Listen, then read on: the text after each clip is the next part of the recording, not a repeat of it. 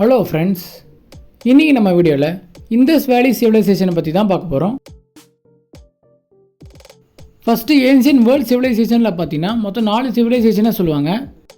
So அது என்னென்னா Mesopotamian civilisation, Egypt civilisation, Chinese civilisation, அப்புறம் இண்டஸ் வேலி சிவிலைசேஷன். ஸோ இதில் நம்ம இண்டஸ் வேலி சிவிலைசேஷன் பற்றி தான் பார்க்க போகிறோம். ஸோ இந்த சிவிலைசேஷனோட டைம் பார்த்தீங்கன்னா 3300 BC to 1900 BC. இதோட பீரியட் பார்த்தீங்கன்னா பிரான்ஸ் ஏஜ் பீரியட். அப்புறம் இதோட ஜாகிரபிக்கல் ரேஞ்ச் பார்த்தீங்கன்னா சவுத் ஏஷியாவில் இருக்குது. ஸோ 1826 பார்த்தீங்கன்னா அரப்பாவை பார்த்தீங்கன்னா ஃபஸ்ட்டு சார்லஸ் மாசன்றவர் தான் விசிட் பண்ணுறாரு.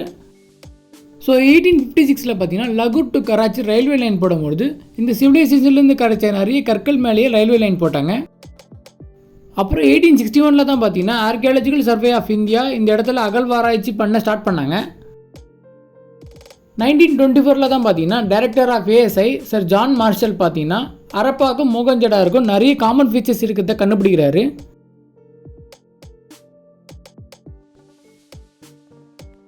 சம் இம்பார்ட்டன்ட் அரப்பன் சைட்ஸ்லாம் என்னென்னு பார்த்தீங்கன்னா காளிபங்கன், லோத்தலில் தான் பார்த்தீங்கன்னா ஃபஸ்ட்டு மேன்மேட் போர்ட் கட்டினாங்க.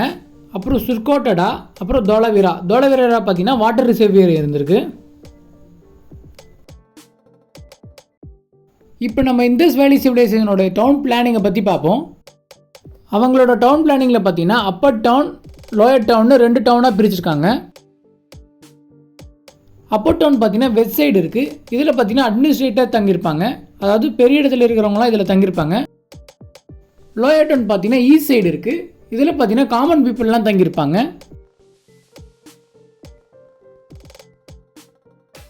இப்போ நம்ம இவங்களோட ஸ்ட்ரீட்ஸ் அண்ட் ஹவுசஸ்லாம் எப்படி இருந்ததுன்னு பார்ப்போம். ஸோ இவங்க ஹவுசஸ்லாம் பார்த்தீங்கன்னா கிரிட் பேட்டர்னில் இருக்கும்.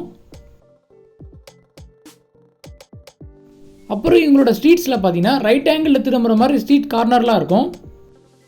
அது மட்டும் இல்லாமல் பாத்ரூம் அண்ட் டாய்லெட்லாம் பார்த்தீங்கன்னா ஹவுசஸ்லேயே இருக்கிற மாதிரி வசதியெலாம் இருந்திருக்கு.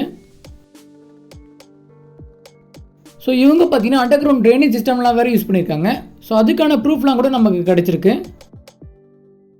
அப்புறம் இந்த கிரேட் பாத் பார்த்தீங்கன்னா மோகஞ்சடாரோவில் கச்சிருக்கு. கிரேட் பாத் பார்த்தீங்கன்னா மிகப்பெரிய ஸ்விம்மிங் பூலை தான் கிரேட் பாத்னு சொல்லுவாங்க. ஸோ இது பார்த்தீங்கன்னா லார்ஜர் அண்ட் ரெக்டாங்குலர் சைஸில் இருந்திருக்கு.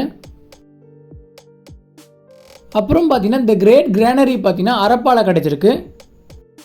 ஸோ அந்த சிவிலைசேஷன் மக்கள் இந்த கிரேட் கிரானரியை பார்த்தீங்கன்னா ஃபுட் கிரெயின்ஸை ஸ்டோர் பண்ணதுக்கு யூஸ் பண்ணியிருக்காங்க. ஸோ இப்போ நம்ம அவங்களோட எக்கனாமியை பார்ப்போம்.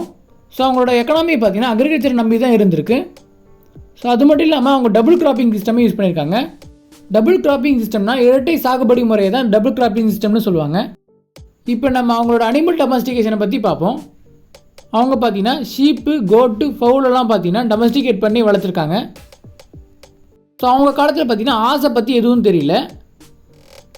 ஸோ அவங்க பார்த்தீங்கன்னா ஜீபுன்ற ஒரு அரப்பன் கேட்டலில் தான் டொமஸ்டிகேட் பண்ணி வளர்த்துருக்காங்க.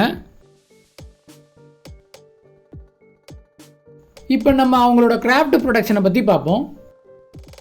இப்போ நமக்கு ஷெல் கிராஃப்ட் பார்த்தீங்கன்னா நாகேஸ்வர் அண்ட் பாலக்கோட்டில் கிடச்சிருக்கு. லபீஸ் லசூலின்ற கிராஃப்ட் பார்த்தீங்கன்னா ஷோட்டுகரில் நமக்கு கிடச்சிருக்கு. கெர்னேலியன் கிராஃப்ட் பார்த்தீங்கன்னா லோத்தல் பிளேஸில் நமக்கு கிடச்சிருக்கு. அப்புறம் ஸ்டீலைட் கிராஃப்ட் பார்த்தீங்கன்னா நமக்கு சவுத் ராஜஸ்தானில் கிடச்சிருக்கு. அப்புறம் கடைசியாக காப்பர் பார்த்தீங்கன்னா ராஜஸ்தான் நோமனில் நமக்கு கிடச்சிருக்கு. ஸோ இப்படி தான் பல விதமான கிராஃப்ட்டுகளை அந்த காலத்து சிவிலைசேஷன் மக்கள் யூஸ் பண்ணியிருக்காங்கன்னு நமக்கு தெரியுது. இப்போ நம்ம அந்த சிவிலைசேஷன் மக்களோட டெக்ஸ்டைல் அண்ட் ஆர்னமெண்ட்ஸை பற்றி பார்ப்போம். ஸோ அவங்களுக்கு பார்த்தீங்கன்னா காட்டன் அண்ட் சில்க் டெக்ஸ்டைல்ஸை பற்றி ரொம்ப நல்லாவே தெரிஞ்சிருக்கு. அது மட்டும் இல்லாமல் ஒரு டான்சிங் கேர்ள் நிறைய பேங்கிள்ஸ் கையில் போட்டிருக்க மாதிரி ஒரு சிலை நமக்கு கிடச்சிருக்கு. ஸோ இதுலேருந்து டெக்ஸ்டைல்ஸ் அண்ட் ஆர்னமெண்ட்ஸை பற்றி அவங்களுக்கு நல்லா தெரிஞ்சிருக்குன்னு நமக்கு தெரியுது. இப்போ நம்ம அவங்க எப்படி வெயிட்ஸ் அண்ட் மெசேஜை யூஸ் பண்ணுறாங்கன்னு பார்ப்போம். அவங்க வெயிட்ஸை கண்டுபிடிக்க பைனரி சிஸ்டமை யூஸ் பண்ணியிருக்காங்க. அதாவது ரேஷியோ வெயிட் பார்த்தீங்கன்னா டபுள் பண்ணி வர மாதிரி, அதாவது 1:2, 2:4, 4:8 அந்த மாதிரி டபுள் பண்ணி வர மாதிரி அவங்க யூஸ் பண்ணியிருக்காங்க. இப்போ நம்ம கடைசியாக டிக்ளைன் ஆஃப் இண்டஸ் கல்ச்சர், அதாவது இண்டஸ் கல்ச்சரோட வீழ்ச்சி எப்படி ஆச்சுன்னு பார்ப்போம். ஸோ இவங்களோட வீழ்ச்சி எப்படி ஆச்சுன்னா repeated floods, ecological changes, invasion, natural calamities, so இப்படியெல்லாம் நடந்து இண்டஸ் வேலி சிவிலைசேஷனோட வீழ்ச்சி நடந்திருக்கு. ஸோ ஓகே ஃப்ரெண்ட்ஸ், உங்களுக்கு இந்த வீடியோவில் இண்டஸ் வேலி சிவிலைசேஷனை பற்றி புரிஞ்சிருக்குன்னு நம்புகிறேன். உங்களுக்கு இந்த வீடியோ பிடிச்சிருந்தா லைக் பண்ணுங்கள், ஷேர் பண்ணுங்கள், சப்ஸ்கிரைப் பண்ணுங்கள். தேங்க்யூ.